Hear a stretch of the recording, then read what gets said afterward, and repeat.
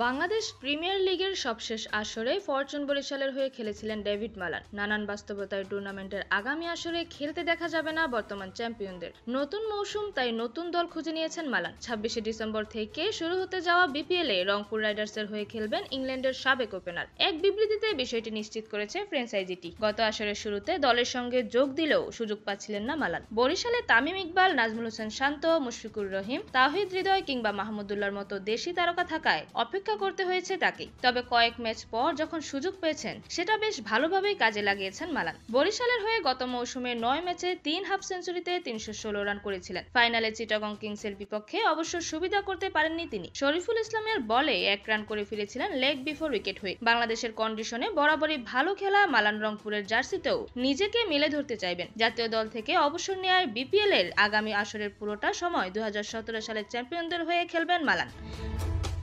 ইংল্যান্ডের সাবেক ওপেনার পাশাপাশি নিলামের পর কাইল মেয়ার্স, ইফতিকার আহমেদ ও ফাহিম আশরাফের সঙ্গে সরাসরি চুক্তি করেছে রংপুর। বাকিরা পুরো মৌসুম খেললেও ফাহিম কতদিন খেলতে পারবেন সেটা এখনো নিশ্চিত নয়। সিলেট পর্বে এলেও পাকিস্তানের শ্রীলঙ্কা সফর থাকায় ফিরতে হতে পারে ডানহাতি পেস বোলিং অলরাউন্ডারকে। তবে 12 জানুয়ারির পর আবারও বিপিএলে ফিরতে পারবেন তিনি। বিদেশি ক্রিকেটারের সঙ্গে চুক্তিতে বেশ এগিয়েই রংপুর। তাদের 4 জনের পাশাপাশি নিলামের আগে খাওয়াজা নাফে ও সুফিয়ান মুকিমকে দলে নিয়েছে ফ্র্যাঞ্চাইজিটি। নিলাম থেকে তারা দলে টেনেছে এমিলিও গে এবং মোহাম্মদ আকলাককে। এছাড়া দেশি ক্রিকেটার হিসেবে নুরুল হাসান সোহান ও মুস্তাফিজুর রহমানের সঙ্গে চুক্তি করেছে রংপুর। নিলাম থেকে ফ্র্যাঞ্চাইজিটির দলে টেনেছে লিটন দাস, তাওহিদ হৃদয়, নাহিদ রানা, রাকিবুল হাসান, আলিসাল ইসলাম, নাইম হাসান, কামরুল ইসলাম রাব্বি, মৃত্যুঞ্জয় চৌধুরী, ইফতেখার হোসেন ইফতি, মাহমুদুল্লাহ রিয়াদ, আব্দুল হালিম, মেহেদী হাসান সোহাগের মতো স্থানীয় ক্রিকেটারদের।